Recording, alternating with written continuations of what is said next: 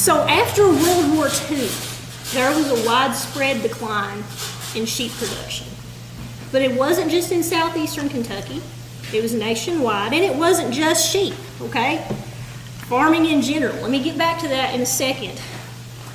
People had offered several possible explanations for the decline in sheep production, okay? Anybody want to guess what some of those are?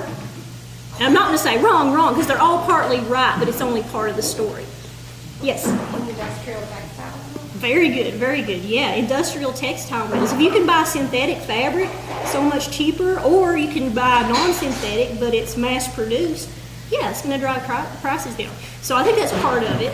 Anybody want to take a stab at more of it? Global competition, maybe not just industrial, but like bringing sheep in from Australia or New Zealand. What did the troops eat in World War II? Anybody? I wasn't there, but I've heard bad things. They had some canned mutton rations that apparently were horrible. And that literally left a bad taste in people's mouths for a long time. It turned them against even good spring lamb for a while, okay? So, yeah, all of these are partial explanations, factors, but I don't think that really sufficiently answers the question, why this dramatic fall after such a heyday, okay? So I think the main answer lies in the fact that this is a part of a bigger trend. After World War II, many Americans were leaving the farms, weren't they? Whatever kind of farm they came from, moving to a city, taking an industrial job, many of them liking it and not wanting to go back. Some of them, you know, their hearts constantly aching and missing home and thinking about going back. It's a part of a bigger picture. And that's exactly what we see if you look at sources like the Sheepman magazine. During this time period, a few decades after World War II, you see articles dealing with the age-old problems that shepherds had always dealt with. You know, how to handle marauding dogs, later coyotes. They weren't even in Kentucky at that time, believe it or not.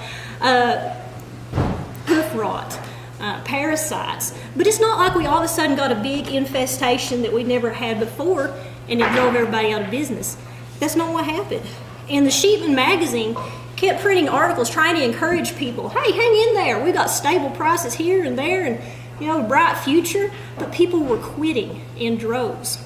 So in 1960, and then a follow-up in 1967, the University of Kentucky did a study. They surveyed, I forget how many, I think it was over 100. They surveyed a bunch of sheep producers in Kentucky and asked them, what are some of the major issues you're facing?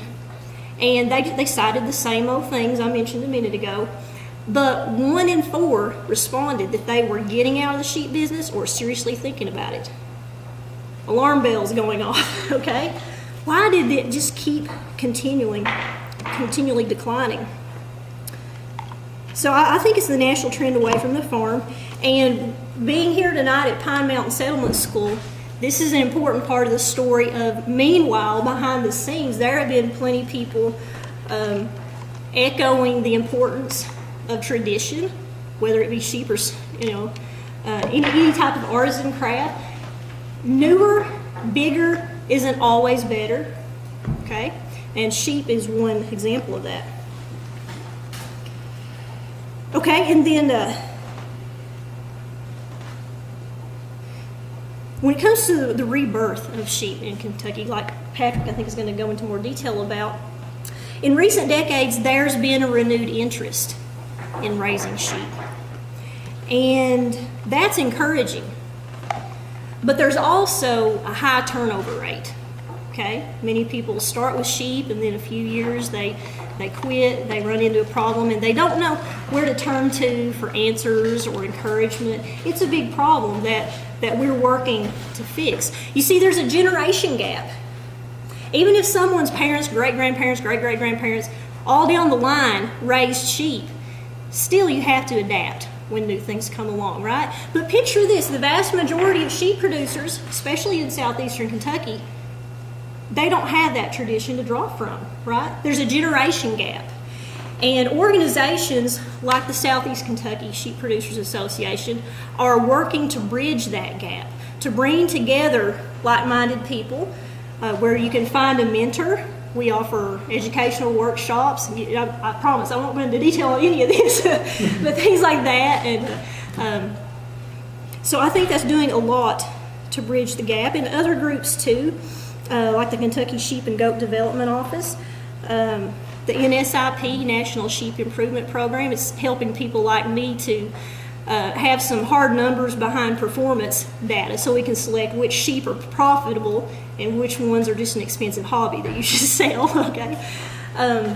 So that, that's a very brief overview of the fall and then the rebirth of the sheep industry. And hopefully this is just the beginning of the story. I hope someday someone will give another talk on the history of sheep in Kentucky, and they'll only be halfway through, and then they'll say, guess what? We got back to 1.4 million sheep. Yeah, it probably won't happen in the next few years, but okay. So that brings us to the end of the rebirth of the sheep industry.